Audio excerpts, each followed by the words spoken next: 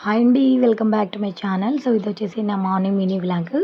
So, నేనైతే first లేవగానే పిల్లలిద్దరు కూడా లేచారు. ఇంకా వాళ్ళిద్దరికీ బ్రష్ చేయించేసి, సో, ఇంకా మా పెద్ద పాప అయితే మా హస్బెండ్‌తో పాటు బయటికెళ్ళిపోయిందనమాట. సో, నాకు మా చిన్న పాప కోసం ఇద్దరి కోసమే నేనైతే ఇక్కడ దోసలైతే ప్రిపేర్ చేస్తున్నాను. సో, ఇంకా మా హస్బెండ్ అయితే ఈరోజు చికెన్ తీసుకొచ్చారండి సండే రోజు. ఫస్ట్ ఫిష్ తెస్తాననైతే వెళ్లారు. అక్కడైతే ఫిషెస్ అయితే అమ్మట్లేదంట. సో, అందుకోసం అనేసి ఇంగా చికెన్ తీసుకొచ్చారు. నేనైతే హాఫ్ చికెన్ అయితే మ్యారినేట్ చేసి పెట్టేశాననమాట చికెన్ బిర్యానీ కోసం. ఇక్కడ రైస్ కూడా నానబెట్టేశాను.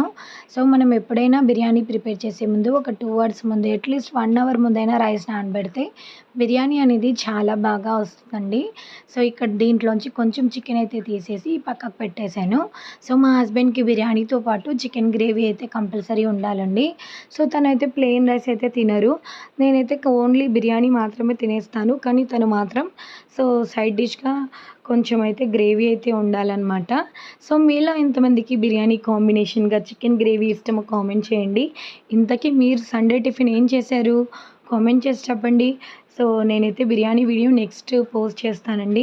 ప్లీజ్ నా ఛానల్‌ని సబ్స్క్రైబ్ చేయండి. వీడియోని లైక్ చేయండి. Thank you for watching.